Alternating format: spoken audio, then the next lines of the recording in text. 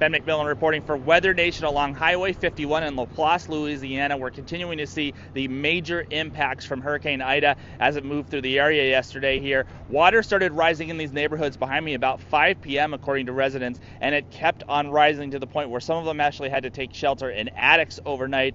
An incredible story, and then they were rescued by these boats. Behind me here you can see wildlife agents from the state of Louisiana bringing out lots of resources to respond to the region. We've seen helicopters doing rescues as well. So definitely a harrowing night here for folks. We're going to talk with Kimberly first. Just describe the situation. You said it was around dinner time. The water started to come up. And what went through your mind? And tell us exactly how it worked. Oh, it was rough. Water was like it was being poured in through the doors, coming out the fireplace, everywhere. And it just rose up till we got in the attic. Stayed there till like morning to get out. How many stories is your house? One story. So one story. So that has to be scary to actually have to crawl up in your attic. At what point did you make that decision to go up there to ride out the water? And how high did it get before you made that decision? It was to our knees before when we made the decision to go to the top. So it was knee-deep water, and it was continuing to rise. Continuing to rise, right. It was rising. As we up there looking down, it was coming up. How did the wind sound at that point, and was the rain still falling really heavy? Describe the sounds of everything. The wind was strong, scary, like we was on a movie. It was too strong to go outside. Like they wanted us to go on the roof, we couldn't do that. We had to go in the attic. How much room is up there in that attic where you rode out this flood? Small.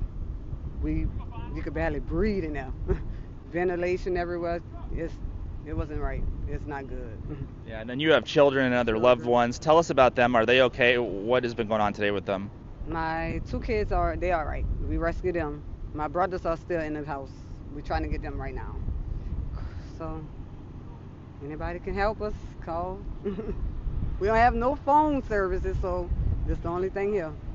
Is there anything you want to say to the people of your community here? Anything else that you want to get out in terms of a message? Keep God first. That's all. Be blessed. And then tell us who this is. Is that this is my friend? Your friend? Come on in. So what did you experience in the flood?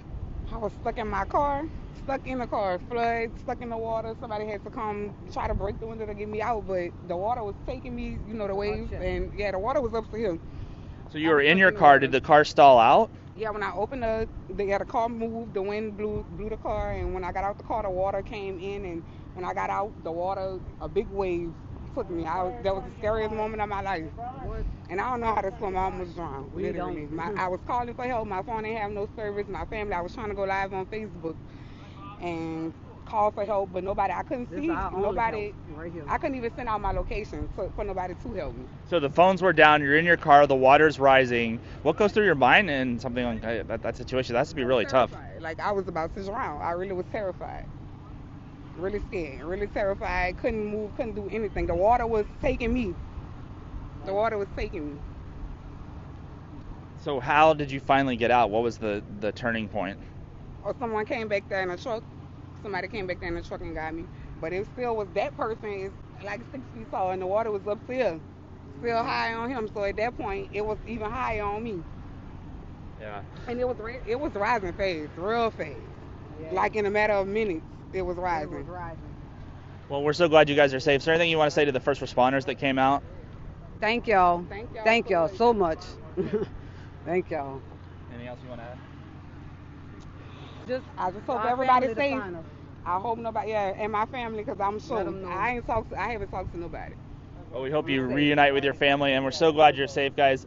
Incredible stories out here of people in their vehicles having to abandon them and then crawl up into their attics if they were home, and in an area where she said it was even hard to breathe. So we're very glad that these folks made it through okay, and we're going to continue to show you the stories out here on the ground and hope these folks have a speedy recovery. Back to you.